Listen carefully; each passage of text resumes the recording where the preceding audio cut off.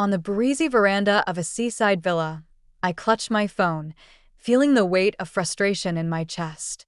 The words, "Dad," lit up the screen, and as I spoke, my voice trembled with contained emotion. "You just went ahead and did what you wanted, didn't you?" I accused. On the other end, I heard my father's breath catch. "Ava," he replied, his voice heavy, "I thought you'd understand. Sophia needs the money. If we don't cover her debts, well, the family has to support each other, right?" His words only sparked a sarcastic smile from me. "Ah, pulling the family card again," I muttered. I am Ava Moore, forever overshadowed by my younger sister, Sophia, who is adored relentlessly by our parents. My earliest bittersweet memory is from my 6th birthday, receiving the red bicycle I had longed for, only to watch it swiftly claimed by Sophia because she took a fancy to it. "She wants it, and you're the big sister," they told me. And just like that, the bike was no longer mine. This pattern repeated itself endlessly. The pencil case I got for starting school soon ended up in Sophia's hands. My desires were always secondary.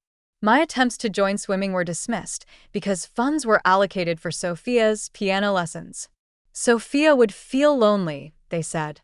My school achievements went unnoticed, overshadowed by trivial incidents involving Sophia. When I excelled in sports or academics, the spotlight somehow always found its way back to her. My significant efforts, like getting into my first-choice university, were met with tepid reactions, while Sophia's mock test results sparked animated discussions at home. I remember the dinner centered around celebrating my accomplishments, yet the conversation invariably orbited around Sophia, her needs, and her successes. Holidays were the same. Sophia received lavish gifts, while I received practical items. By the time I entered university, I had distanced myself emotionally from my family. It was there, amidst the challenges of the windsurfing club and the relentless waves, that I met Charles. He was the club's captain, skilled and confident, contrasting sharply with my novice struggles. His presence marked a turning point, a fresh start where I could be someone other than Sophia's older sister.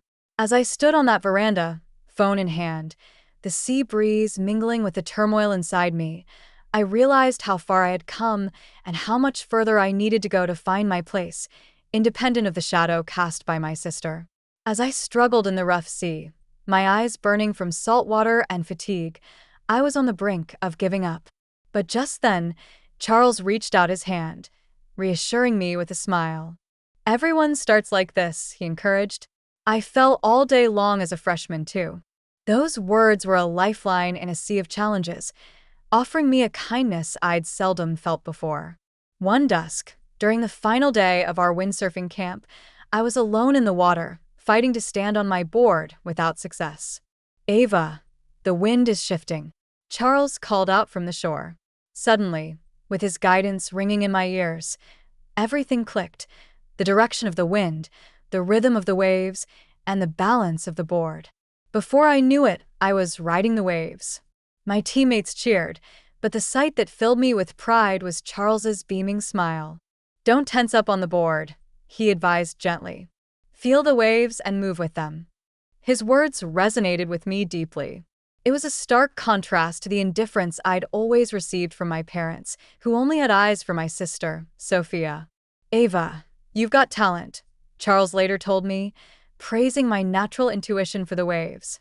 It wasn't just his technical guidance that drew me to him, but his kindness and the playful mischief in his expressions. A few months later, we started dating, and after graduating from university, we decided to turn our shared passion for marine sports into a career by starting an import company, despite opposition from those around us, especially my parents, who were vehemently against it. We were determined. Charles and I worked tirelessly, raising the startup capital through a mix of part-time jobs and loans from his family. Our first office was a modest apartment, furnished with second-hand desks and cabinets.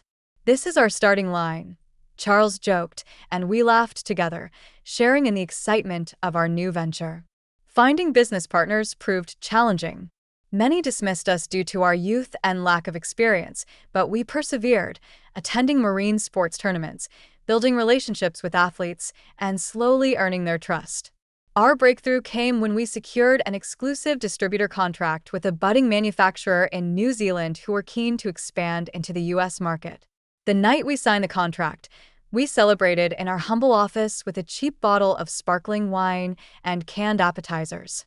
We discussed our future, and looking back, that moment marked the real beginning of our journey. My father skeptically questioned the stability of our business, and my mother, still fixated on Sophia's needs, urged me to support the family as Sophia struggled with dropping out of university and her aimless lifestyle. In stark contrast, Charles stood by me, believing in my dreams and ready to face the challenges with me. "If it's us, we can make it happen," he said confidently. With those words in my heart, we took each step to grow our company. The business, which started in a small warehouse, is now well recognized within the industry. 6 years ago, we finally achieved our dream of owning a vacation home, a testament to our hard work and the journey we embarked on together. After an extensive search, Charles and I found our dream vacation home perched on a hill, surrounded by trees, with a stunning ocean view that took our breath away. "This is the one," Charles declared, and I felt the same surge of certainty. Despite my parents' objections over what they deemed an unnecessary luxury, their disapproval ran deeper, still not fully embracing my career or the life I was building with Charles. But none of that mattered. This home was a testament to the dreams Charles and I shared. On our first night there, we sat on the deck under a starry sky, the waves a gentle hum in the background. Charles took my hand and whispered, "Ava, let's grow old together here." Those words echoed in my heart, a promise of future serenity. But that tranquility was shattered by a phone call from my father the morning after I returned from a business trip to Southeast Asia. "Ava, I need to talk to you," he said, his voice falsely confident. I sensed nothing of the impending storm. "It's about your vacation home," he began, and I felt a chill of foreboding. "What about it?" I asked, casual yet cautious. "I've sold it. The ownership transfer is next month," he stated bluntly. His words struck like a blow. "What are you talking about?" I stammered, disbelief and anger intertwining. "Sophia is in trouble," he continued. "She failed at an investment and now owes $500,000. I thought you'd understand. She needs help with the debt." Anger surged through me. "And you sold our vacation home to cover her mistakes? You did this without asking?" He tried to justify. "You barely use it. Sophia's life is at stake. Isn't her well-being more important than a seldom-used house?" "That's Sophia's problem, not ours," I replied, my voice shaking with the effort to remain composed. "How could you sell her home without our consent? How did you even proceed with the sale?"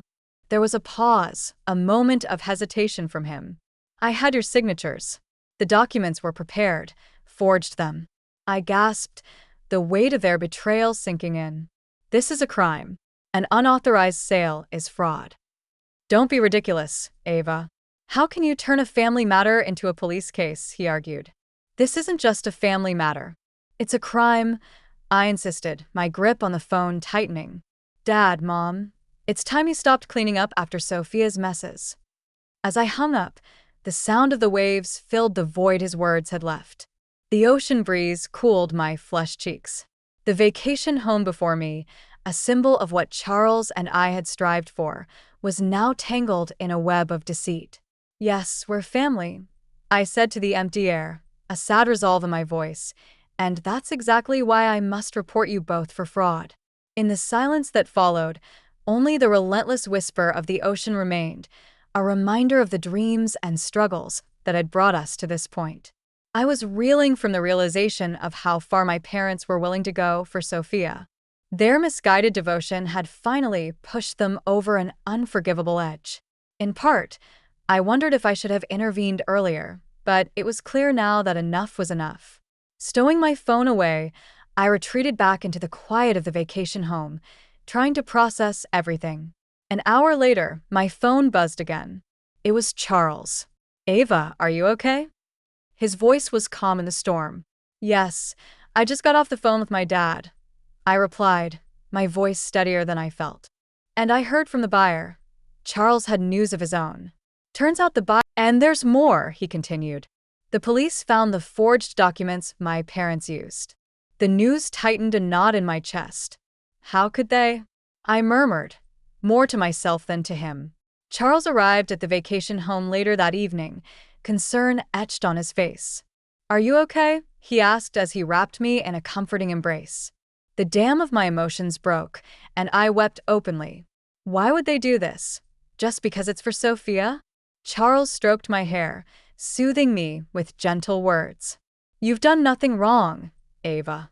I'm proud of you for standing your ground. The next day, the police launched a full-scale investigation. My parents faced questioning for attempted fraud. My mother tried to call me several times, but I couldn't bring myself to answer. A week later, Charles and I sat on the deck of our vacation home, watching the sunset paint the sky above the ocean. The sound of the waves crashing brought a quiet solace to my troubled heart. Do you remember the day we found this place? Charles asked softly. I did. The day we decided it had to be ours. Although the house was old, fixing it up had woven itself into our shared memory. We repainted railings, replaced floorboards, and renovated the kitchen together. Even our arguments during those renovations felt nostalgic now. Ava, Charles said, squeezing my hand, we're in this together. Whatever challenges come, we'll face them as a team. I nodded, feeling the truth of his words deep within me. My relationship with my parents might never be the same, but that was a loss I was prepared to accept. This was our life, our choices, and this seaside vacation home was a testament to our love and resilience. Meanwhile, the police investigation continued to uncover unsettling details. My parents had known that the property was jointly owned by Charles and me, yet they proceeded with the sale. The forgery of our signatures was meticulously planned, a betrayal that cut deep. They even lied to the real estate agent, claiming that Charles and I were being relocated overseas and could no longer manage the property.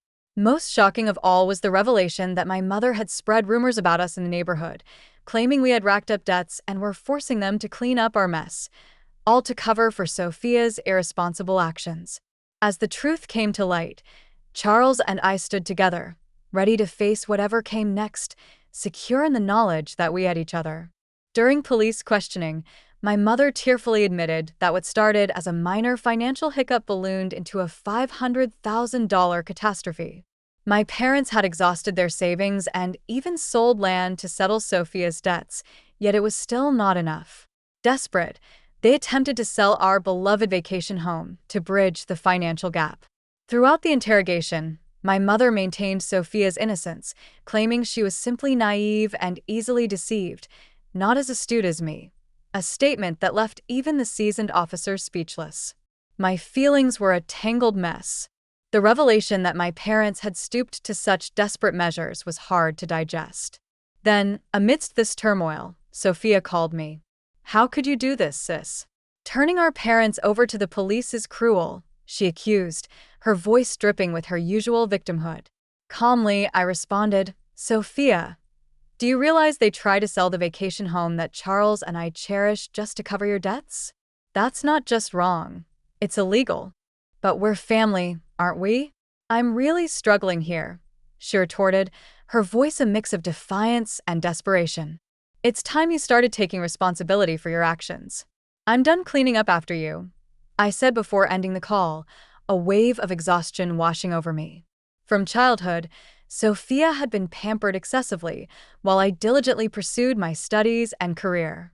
Sophia lived impulsively, constantly rescued by our parents from her financial misadventures. It began with a student loan for $5,000, wasted on luxury shopping sprees with friends, a debt my parents hastily cleared, dismissing it as youthful folly. Her financial recklessness escalated when she misused her tuition money on lavish trips and expensive clothes, causing a $60,000 deficit that my father covered from his savings. Sophia lacks life experience, they'd say, justifying her irresponsibility. By her third year of college, Sophia dropped out, claiming the coursework was too challenging. She soon started a part-time job at a restaurant, where she met a customer who lured her into a dubious investment scheme, resulting in a $69,000 loss. "You wouldn't understand, Ava, because you're so smart," she snapped at me once, blaming me as if my confidence was her curse. Despite my parents' pleas for her to sever ties with a deceptive boyfriend and their eventual success in persuading her, they once again settled her debts. Their retirement savings dwindled dangerously. Now, another dubious investment had plunged Sophia $500,000 into debt, and with no resources left, my parents resorted to selling our vacation home. "We must protect her. She's fragile," my mother would insist whenever I objected to their coddling, which only perpetuated Sophia's sense of entitlement and lack of accountability. When I decided to start my own business, my parents opposed it fiercely. "Join a stable company," they urged. "You need to be responsible for Sophia, too." But I had already broken free from that toxic cycle. With Charles as my partner and supporter, I was forging my path, determined to live a life defined by my choices and efforts, not by Sophia's chaos. Despite everything, my parents attempted to sell the vacation home, a place imbued with immense significance for Charles and me. By the time they were finished, Sophia's debts had ballooned to over $800,000. Each time, they excused her behavior, lamenting, "Sophia isn't at fault. Society is just too harsh. You're lucky, Ava, so you should help." These words now rang with a painful irony. In their quest to shield Sophia, they ended up spoiling her, inadvertently paving the path to her ruin, and now they were jeopardizing our lives, too. Charles noted, perhaps more seriously than ever, that they might never have truly accepted our careers. Their readiness to sell the vacation home seemed like just another manifestation of their long-standing disregard for our choices. "That's their problem," I stated firmly. "Our connection, our shared dreams anchored in this vacation home, were untouchable." Charles's reassuring smile fortified me further. We had carved out our path, and the memories we created here were a testament to that resolve. As autumn transitioned to winter, the sea churned more violently, mirroring the turbulence of my familial relationships. Seated together on the deck, Charles and I watched the sunset bleed into the ocean, accepting the likelihood that things with my parents and Sophia would never mend. This was a choice I had made, a boundary I had drawn. When winter set in, the final report from the police confirmed that my parents had received a suspended sentence. Their letters of apology arrived, but I discarded them unread, having learned that forgiveness, when unaccompanied by change, only perpetuates harm. A year later, according to a neighbor who had spoken to a friend of my mother's, my parents were still floundering under the weight of their debts. After the fraudulent sale came to light, my father had been forced to resign. My mother now juggled 3 part-time jobs: mornings at a warehouse, afternoons at a food factory, and nights at a supermarket register. The strain was evident. Locals gossiped about her dramatic weight loss, and their family home had been sold. They, along with Sophia, now lived in a modest apartment on the outskirts of town. Calls from relatives asking if I could assist them were persistent. Each time, my response was consistent. They needed to address their issues independently. Sophia, unchanged by the tumult, had met someone new at a nightclub and was contemplating yet another investment scheme, which she claimed was foolproof. When my parents attempted to intervene, Sophia accused them of being as cold-hearted as I was. Financially drained, they could no longer indulge her demands. My father had taken on a night security job, working tirelessly through weekends, and my mother, once seen weeping alone by the roadside late at night, scavenged for discounts at supermarkets, her dignity eroding with each passing day. Blaming me for their plight, Sophia's anger was unrelenting. "This is all your fault, sis. Reporting them ruined everything. We could have just sold that stupid vacation home," she railed one day. One afternoon, I encountered my mother at the supermarket, hardly recognizing her. Her hair had turned white, her back was stooped, and the hardships were etched deeply into her face. This painful sight was a stark reminder of the consequences of their choices that I had escaped by setting my course with Charles and anchored by our love and the home we fought to protect. When my mother spotted me in the supermarket, She quickly turned away, her shopping basket laden with discounted, soon-to-expire food items. Meanwhile, I learned that my father had collapsed during his late-night security shift, exhausted from overwork. Despite his doctor's warnings, he returned to his job immediately, driven by the fear of debt collectors and their relentless calls. As the year drew to a close, I received an email from Sophia. "Ava, lend me $100,000. I promise I can turn everything around with it." Her consumer loans were maxed out, her credit cards were frozen, and she had exhausted all potential sources from friends or acquaintances. Now cornered, she was reaching out to me, the sister she seldom acknowledged unless in need. I chose not to respond to her plea. Instead, I sent my parents links to counseling and debt management services. This was the extent of help I was prepared to offer. "Why didn't we see what was happening before it got this bad?" a friend of my mother's lamented. The question echoed in my mind, a painful reminder of the choices that had led my family to ruin. Standing by the window overlooking the ocean, I felt a deep sigh escape me. That evening, as I stared out at the restless waves, Charles came up behind me and wrapped his arms around my shoulders. "You're not at fault," he reassured me. I nodded, comforted by his presence and the firmness of his support. I had made a difficult but necessary decision. Breaking the silence, Charles's voice held a note of resolve. "I've been thinking," he began, his gaze serious. "What if we use this vacation home as a venue for charity events? Specifically, let's introduce underprivileged kids to marine sports." His suggestion struck a chord with me. Having endured the loneliness of being misunderstood by my own family, I felt a strong desire to support children who faced similar feelings of isolation. "That's a wonderful idea," I replied enthusiastically. Charles smiled, his eyes alight with passion. "Your parents saw this place as just a piece of real estate, but to us, it's a place of dreams. If we can share that dream with others." I took his hand, feeling a rush of affection and alignment with his vision. "Let's do it," I said with determination.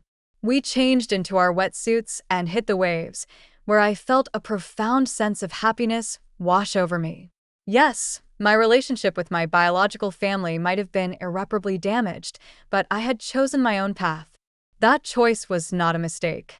Listening to the soothing sound of the waves, Charles and I looked towards the future.